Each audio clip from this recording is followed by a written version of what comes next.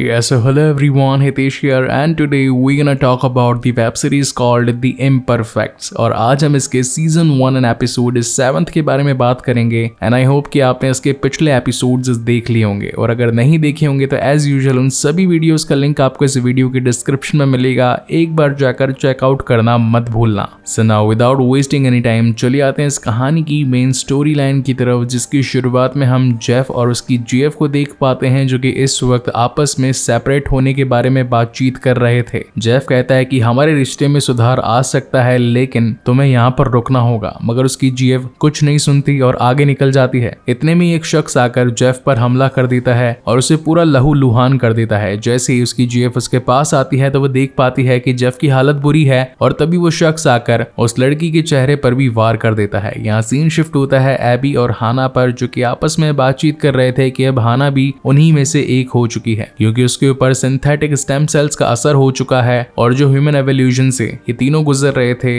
यानी कि tilde, AB और हुआन, अब उसमें हाना भी ज्वाइन हो चुकी थी। लेकिन एबी उसे विश्वास दिलाती है कि सार्कोव हमारा इलाज ढूंढ ही लेगा और हमें एक नॉर्मल लाइफ दे देगा। वहीं सीन शिफ्ट होता है डोमिनिक क्रीन पर, जो कि इस वक्त सिडनी को एक ऐसी लैब में लेकर आई थी जो कि जेल कम लैब थी। कहने को ये लोगों के लिए जेल थी लेकिन कुछ साइंटिस्टों के लिए एक लैब से कम भी नहीं थी। क्रेन का काम था सिडनी को मैनिपुलेट करके उससे अगेन ऐसे कुछ सिंथेटिक स्टेम सेल्स बनवाना ताकि उसकी फौज और ज्यादा मजबूत हो सके और वो देशों दुनिया को गुलाम बनाकर उन पर राज कर सके। अब क्योंकि सिडनी तो यहाँ से भाग नहीं सकती थी और उसे वैसे भी अपने आप को ठीक करना था तो वो उन स्टेम सेल्स को बनाने के लिए तैयार हो जाती है। यहाँ हुआन जो कि एक न्यूज चैनल को फॉलो किया करता था क्योंकि जब वो एक वेयरवुल्फ बन जाता था तो रात को कांट कर कुरा के निकल जाता था, इसलिए सुबह उसके पास में खबर आती थी कि आज इस एरिया में किसी की लाश पाई गई या फिर आज इस एरिया में कोई जख्मी हुआ। तो उसे उसी न्यूज चैनल से पता चलता है कि कल रात एक शख्स की लाश मिली है और एक लड़की हॉस्पिटलाइज्ड हो चुकी है किसी अननोन क्रीचर से। जब ये लोग वहां पर देखरेख के लिए पहुंचते हैं तो वहां पर हुआन की गर्लफ्रेंड डार्सी आ जाती है जो कि कहती है कि तुम इतने दिन से कहां पर गए थे, तुम्हें तो मेरे लिए टाइम भी नहीं है, मुझे तुमसे काफी सारी बातें करनी है, मेरे साथ चलो। वहीं एबी और टिल्डा उन निशानों को देखकर समझ जाते हैं कि ये किसी बड़े क्रीचर का काम होगा जिसके बड़े बड़े नाखून होंगे। वहीं छत पर बैठे हम एक शख्स को देख पाते हैं जो कि वही क्रीचर था जिसका एक हाथ एक बहुत बड़े नाखून जैसा था।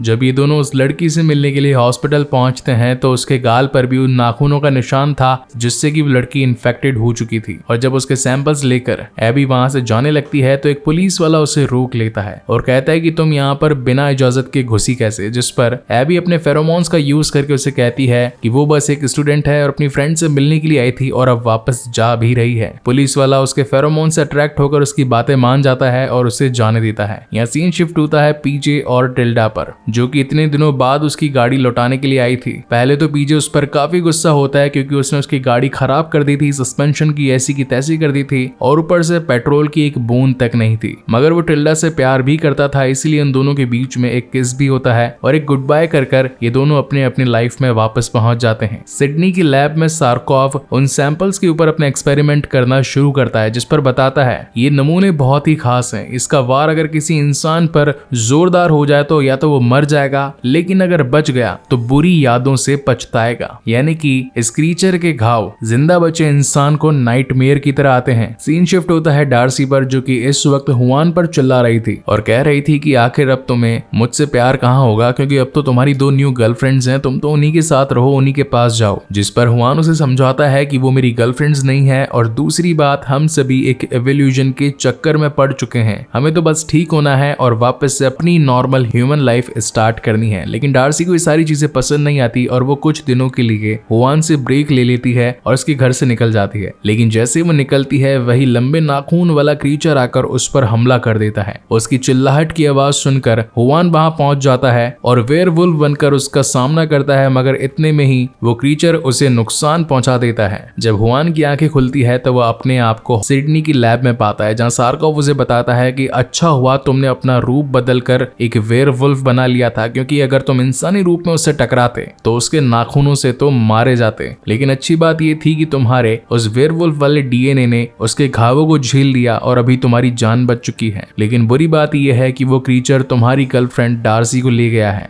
इसी बीच टिल्डा के पास में भी खबर आती है कि उसका बेस्ट फ्रेंड पीजे अपने वैन के साथ ही ड्राइव करते वक्त ब्रिज से गिरकर मारा गया। रीजन ये था कि उसे मकड़ियां दिखने लगी थी हर जगह। टिल्डा इन बातों को सुनकर समझ चुकी थी कि ये एक नाइटमेयर होते हैं और नाइटमेयर उसी क्रीचर के वार की वजह से होते हैं। वो क्रीचर इनके लव्ड वन को जान से मार रहा था। वहीं सीन शिफ्ट होता है क्रेन पर, जो कि आकर सिडनी को बताती है कि तुम दोनों जो अलग अलग शख्सियत हो मेरे काम में अड़ंगा डाल रही हो। जहां एक तरफ सिडनी अपने सिंथेटिक स्टेम सेल्स पर काम करके नया कुछ बनाने की कोशिश करती है, वहीं उसका दूसरा रूप यानी कि एलिजाबेथ फिंच उस एक्सपेरिमेंट को तबाह कर देती है। तो मैं अपनी शख्सियत पर काबू पाना होगा, वरना हम हर बार कितने इक्विपमेंट्स और कितनी मशीनें तुम्हें ला करके देंगे। लैब में सार्कोफ बताता है कि जिसने हुआन पर हमला किया, जेफ को मारा और इसी के साथ साथ पीजे को अपना शिकार बनाया, वो एक ही क्रीचर है। और मुझे तो लगता है कि वो भी सिंथेटिक स्टेम सेल्स की मदद से ही ऐसा बन चुका होगा, लेकिन उसका फिजिक ह्यूमन जैसा नहीं है। हमें जितना जल्दी हो सके उसे रोकना होगा, अदरवाइज वो एक वैशी दरिंदा बनकर हर किसी को मौत के घाट उतार देगा। रात को एबी और हुआन उसे रोकने के लिए जाते हैं, क्योंकि इन्हें पता था कि पहली शिकार हुआन की जीएफ बनी, दूसरा शिकार टिल्डा का बॉयफ्रेंड बना और अब बारी थी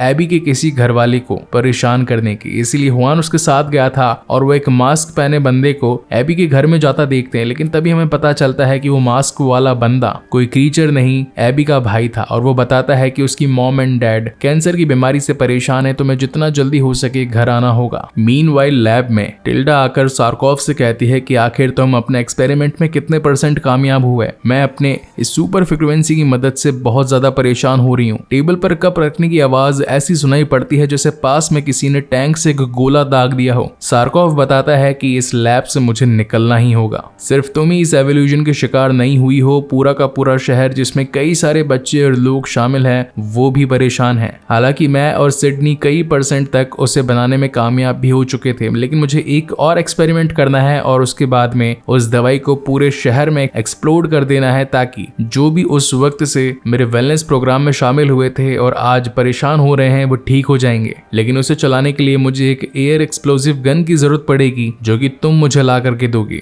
एबी और हुआन हाना को कांटेक्ट करके बताते हैं कि सार्कोफ ने एक ऐसी दवाई बनाई है जिससे कि ऑलमोस्ट हमारी बीमारी खत्म हो सकती है, तो मैं जितना जल्दी हो सके सिडनी की लैब में आना होगा। मगर इतने में ही पीछे से वो क्रीचर आकर हाना को भी शिकार बना लेता है। जब हुआन और टिल्डा उसे देखने के लिए पहुंचते हैं तो उसे हाना का फोन मिलता है, और जब उसे फोन करते हैं तो वो क्रीचर बताता है कि मैं जानता हूं कि तुम्हें सिंथेटिक स्टेम सेल्स का इलाज मिल चुका है। अगर अपनी दोस्त हाना को बचाना चाहती हो तो वह इलाज जो कि सार्कोफ ने बनाया है वो मुझे लाकर दो और अपनी दोस्त को ले जाओ। जिसे सुनने के बाद में फटाफट से ये तीनों ही उस क्रीचर की लोकेशन पर पहुंच जाते हैं। और अब हम व्यूअर्स को यहाँ पर पता चलता है कि वो क्रीचर और कोई नहीं बल्कि नेथालियन लैंग था, जो कि हमने 3rd एपिसोड में देखा था। इन तीनों ने ही मिलकर लैंग की जीएफ को वहां जान से मार दिया था और उनका बदला लेने के लिए लैंग ने इनके लव्ड वन को अपना शिकार बनाया। खैर, अब जैसा कि उसकी मांग थी कि उसे स्टेम सेल्स का इलाज चाहिए, तो ये तीनों लेकर आए थे, जहां टिल्डा उसे एक डोज लगा देती है। और जब थोड़ी देर बाद उसे होश आता है तो लैंग बताता है कि तुम्हारी बेस्ट फ्रेंड यहाँ से 9 मील दूर एक गैराज में तुम्हें मिल जाएगी। और जब ये तीनों वहां पहुंचते हैं तो हाना को